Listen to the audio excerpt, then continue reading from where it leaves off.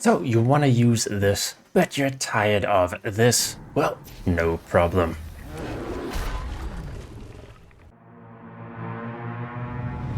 Hello there, I'm TheNightmareDuke, and today we are taking a look at a non-power armor flamer build and just how effective it can be. As I've said, I'm going to be doing a lot of vids in August, so if there's anything you want to see and would make an interesting vid, then leave it down in the comments and I'll see if I can get around to it.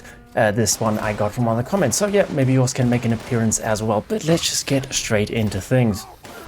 So for the flamer here, I've gone with a vampire's faster fire rate roll for a couple of reasons. One, flamers are ridiculously strong, so don't have to worry as much to go all out with something like bloodied or anti-armor or executioners, etc.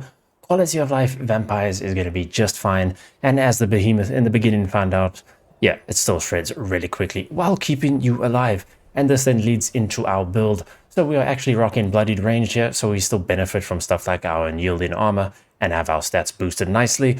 We get the extra damage from perks like Nerd Rage and then Adrenal Reaction Mutation. We can also use stuff like Serendipity to help keep us alive, but not much different than what you'd use if you were in power armor. Ricochet would probably be there instead of Serendipity, and the main difference and downside is not having access to Stabilized, which requires you to be in power armor. But again, Flamer is super strong, so we can get away with it here, even though Stabilized, much like Tank Killer, is just a very good perk card to have. These are the legendary perks that I'm rocking in case you're interested, just some survivability stuff basically with Funky Duds and Sizzling Styles. But on our way we go to deal with some super mutants, and yeah, the Flamer, as I've done with vids in the past, it deletes enemies really quick. It's super strong.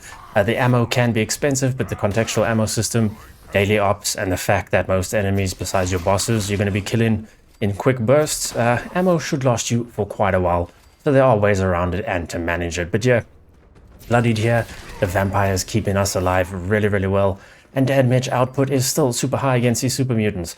I also have an anti-armor one, which I'll showcase in a moment so you can see the difference, but outside of power armor, flamer can still be a really solid option to go for, and if you're wanting to use it in VATS, then outside of power armor, probably a better shout, since you won't have to worry about your fusion cores then either. But over to the anti-armor version, and as you can see, getting through these enemies probably a little quicker, minus the healing that you now have to keep in mind, and something like anti-armor or executioners is probably a better shot to go for in your boss situations to actually take advantage of all of that damage on something that actually has a health bar, whereas here, vampires, anti-armor pretty much doesn't matter against your regular enemies. These super mutants are going to be dead real quick anyway.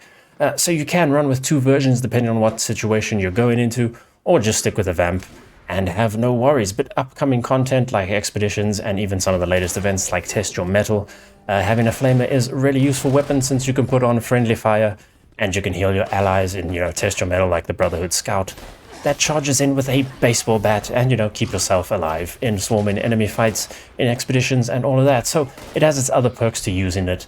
And you still got, whatever army you use in your Secret Service with your jetpack and all of your mods, so it can slot in pretty well to what you've got most of the time. But yeah, flamer, really strong in power armor, outside of power armor. Get a good roll, get a vampires, don't worry, and just have a good time. But yeah, hopefully you enjoyed, and if you did, then hey, consider liking and subscribing and sticking around for more Fallout content. Got a lot coming in August, so definitely stick around for that. As always, massive thank you to my channel members for their support.